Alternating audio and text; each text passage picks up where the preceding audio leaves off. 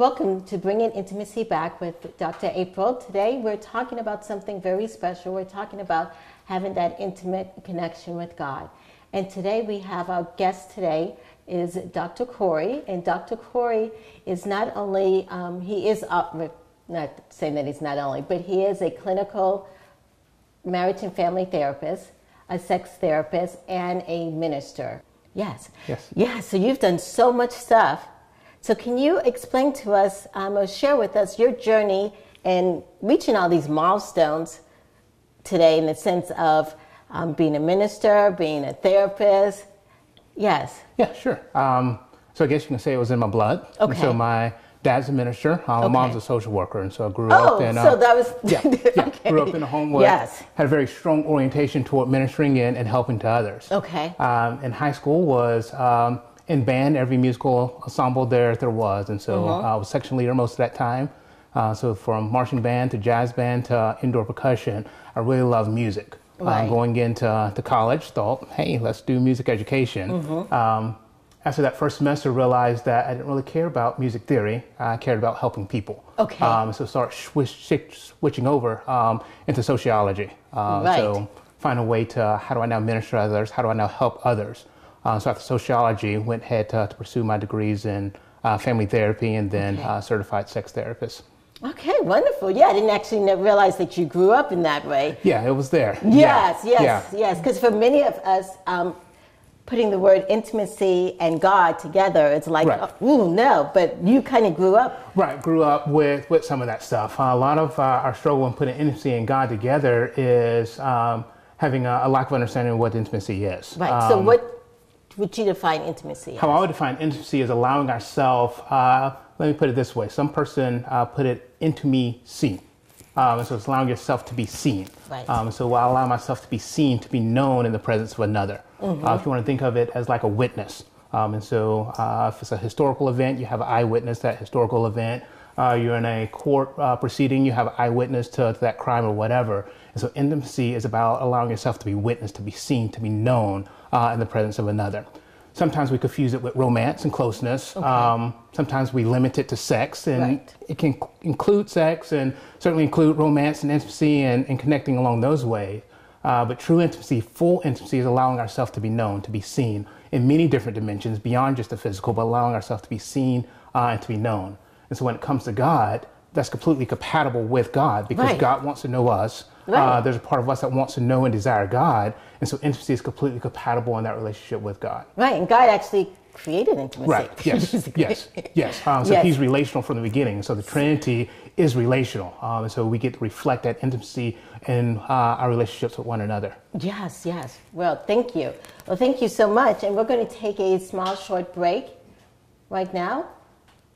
And we'll come back. Thank you.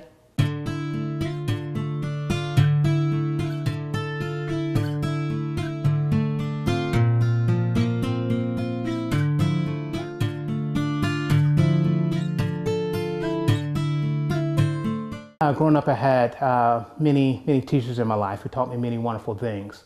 One of the areas that they did not teach me a lot about was in the area of sexuality.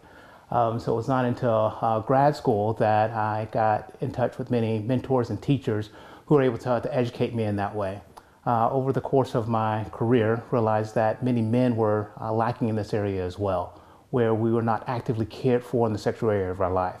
And so part of my passion has been coming alongside men to help them in this particular area, where I believe most men want to be good sexually. Where we don't want to abuse our sexuality, we don't want to misuse our sexuality. Again, we've just not been taught how to do any better. So there's a way where we can find a better vision for our sexuality. From a godly perspective, why was our sexuality created?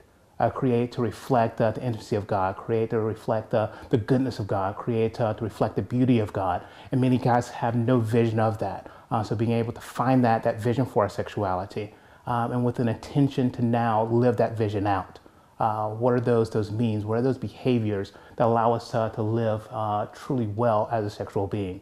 We're in all our relationships with our spouse, our relationship with our friends, our relationship with God can now be enhanced when we tap into that sexual energy. That sexual energy is no longer wasted. on mindless pursuits, that sexual energy can now be used to cultivate life, to bring more goodness to the world around us.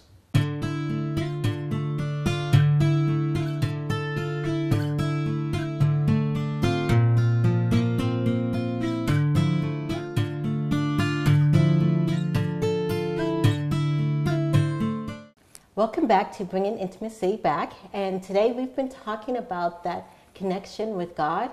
And I have here Dr. Corey, and he was talking to us about how we connect with God and through a variety of different ways. And so when one is thinking about cultivating intimacy with God, how does one begin? I was going to start with a personal relationship. And so when you think about intimacy and you're thinking about relationships are very personal. Okay. So how I develop intimacy with my wife is going to be different than how I develop intimacy with my best friend. Right. So intimacy is involved in both. There's common themes in there, but those relationships are very different. And so in our relationship with God, we need that uniqueness as well. And so what is that unique path that we get to God to develop intimacy? And so how I do it versus how you do it, again, may be very different. So a lot of our struggles is we think there's a cookie cutter way of approaching intimacy with God, when we need to find that unique path for us. Okay.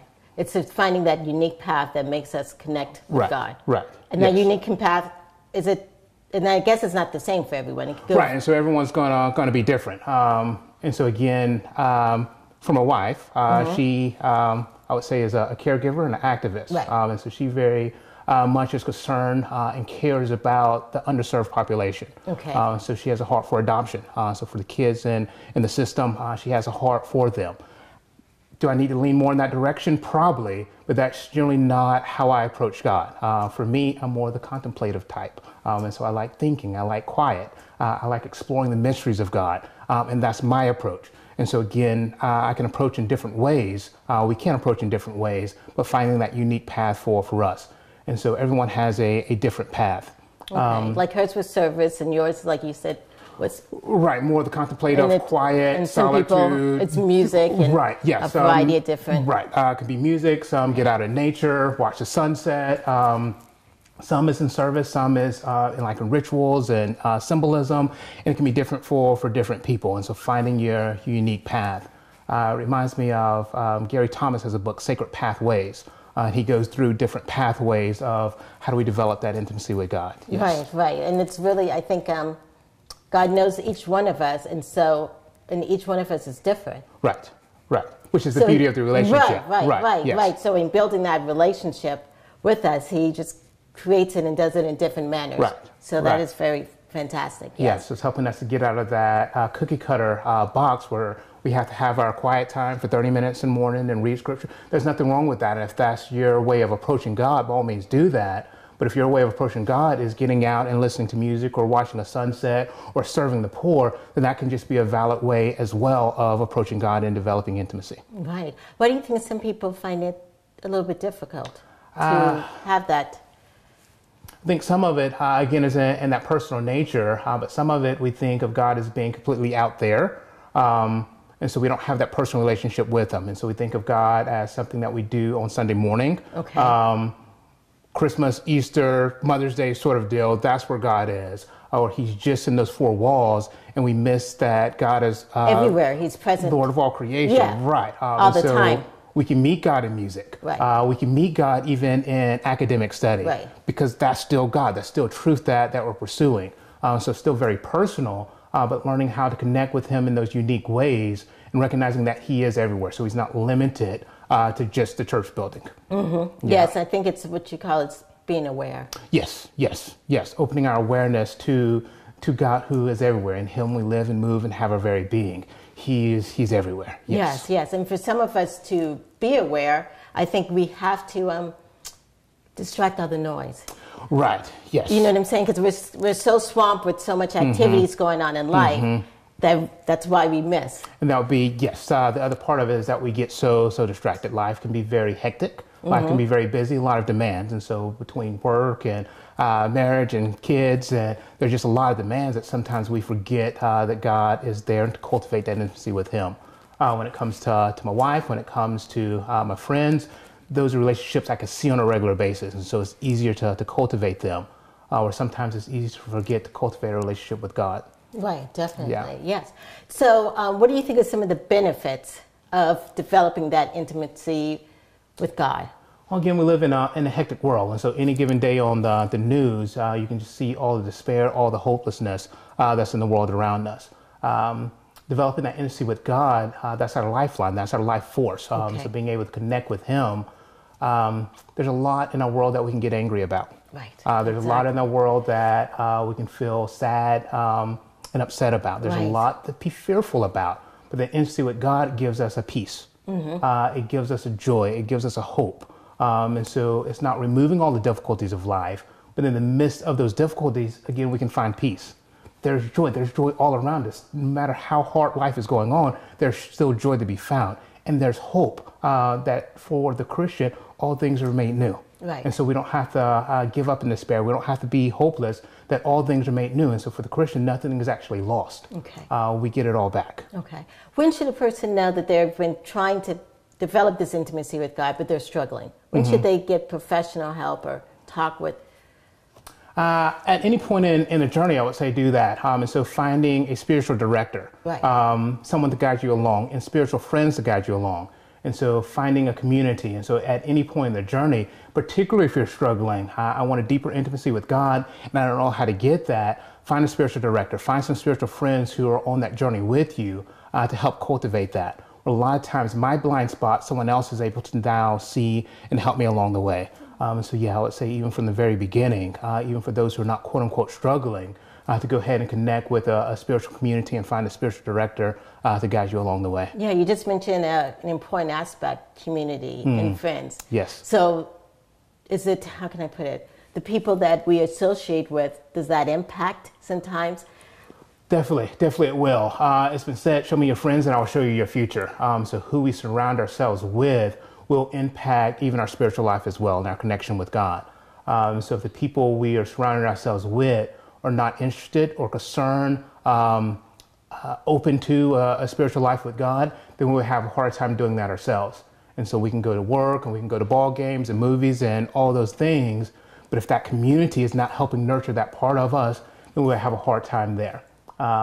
Versus surrounding ourselves with a community who is mindful of that. It's easier. We can still go to ball games and movies and all that, but in the midst of that, there's that remembrance of God. Right, definitely. Yeah. Well, thank you so much for what you've been sharing with us. And we're going to take a short break before we go on to our next segment, which we'll talk more about tools on how to increase that intimate relationship with God.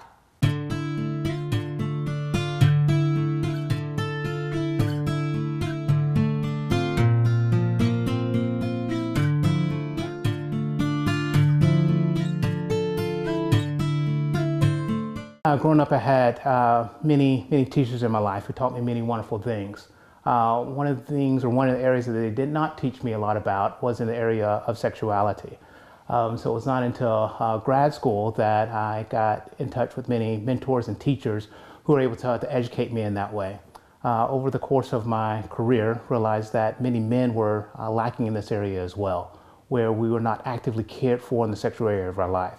And so part of my passion has been coming alongside men to help them in this particular area, where I believe most men want to be good sexually, where we don't want to abuse our sexuality, we don't want to misuse our sexuality. Again, we've just not been taught how to do any better. So there's a way where we can find a better vision for our sexuality. From a godly perspective, why was our sexuality created? Create to reflect the intimacy of God, create to reflect the goodness of God, create to reflect the beauty of God. And many guys have no vision of that. So being able to find that vision for our sexuality and with an intention to now live that vision out. What are those means? What are those behaviors that allow us to live truly well as a sexual being? Where in all our relationships with our spouse, our relationship with our friends, our relationship with God can now be enhanced when we tap into that sexual energy. That sexual energy is no longer wasted on mindless pursuits. That sexual energy can now be used to cultivate life, to bring more goodness to the world around us.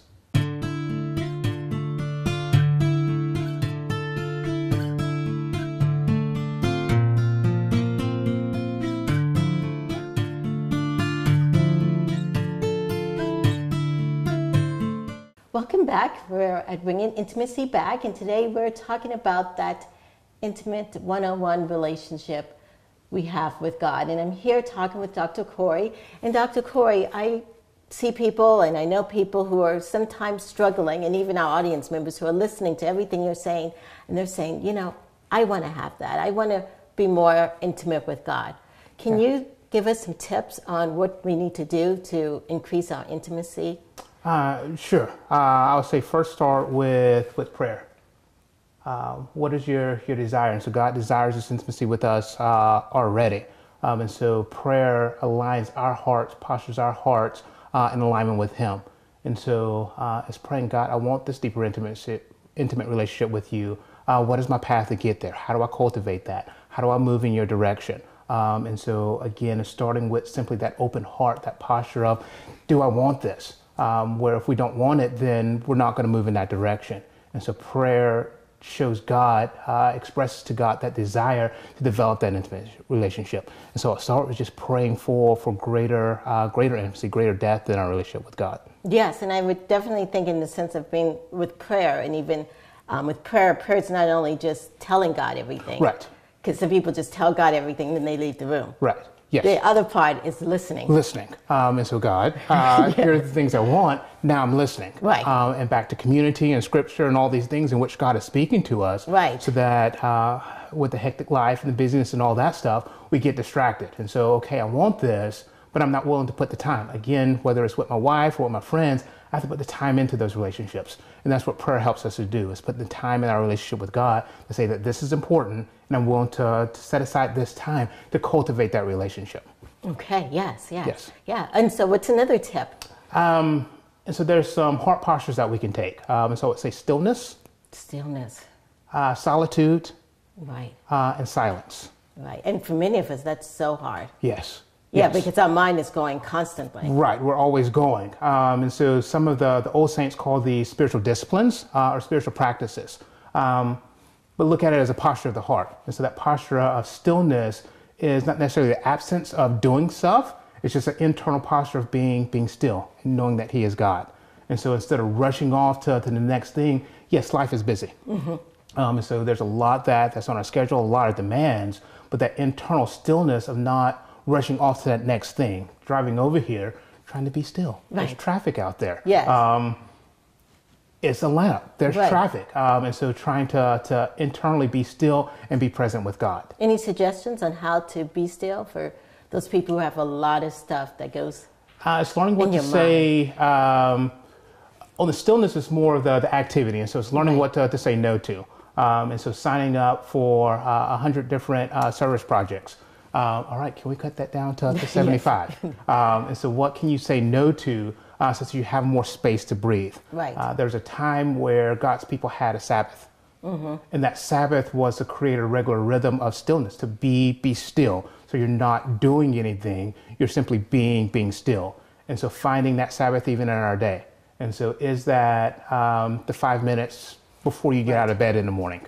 Find that can be your Sabbath. It doesn't have to be this long time, but those 5 minutes before you get out of bed, can you simply be still before you're rushing and checking email and who sent you a text in the middle of the night? Can you spend 5 minutes and simply be still? Is that on your lunch break? Is that while you're taking a shower?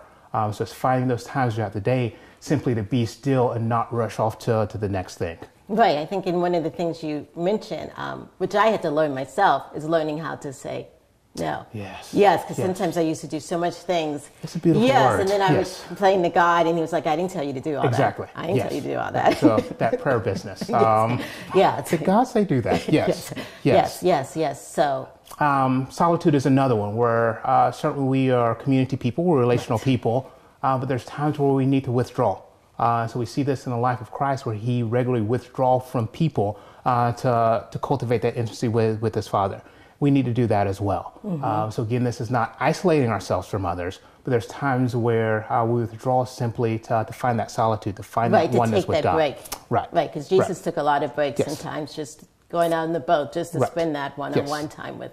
And we can see this in a marital relationship where they go off on a honeymoon. Mm-hmm. They have regular dates. They have that regular one-on-one time to cultivate that relationship. we need that with God as well. And so that may be a retreat. And so if you can get away for a weekend or a week with God, by all means do that. But even in the midst of a busy week, if that's just an evening of, okay, this is just me and God, again, driving to work. Yes. You can use that time to be in silence or in solitude, turning off the radio and just being with God.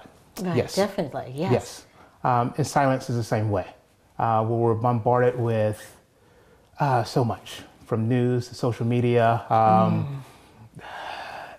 There's a lot going on in our world, and so we're just bombarded with so much that the soul can't keep up with. So we live in a very technological world, global world, so we know the things that are going on all across the nation, all across the globe, and the soul can't keep up with that. And so times of just unplugging. Right.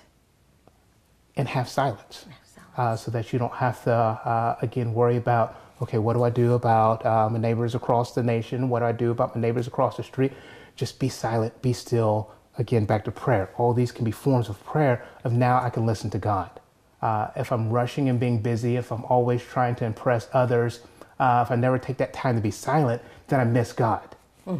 That prayer, that intimacy with Him, I miss that because I'm rushing here and there. But if I can slow down, be still, practice solitude, practice silence, now I can listen, I can discern that movement of God in my own heart. Exactly, yes. Thank you so much for what you're sharing with us. Welcome. Yes, yes. And so if our listeners are listening and they're like, wow, I want to get to know more about Dr. Corey and about what he does and all this discernment and prayer and stuff, how can they best connect with you? You connect with me online at CoreyCarlisle.org or by email at info@CoreyCarlisle.org. All right. Thank you, Dr. Corey, for being on the show. Welcome.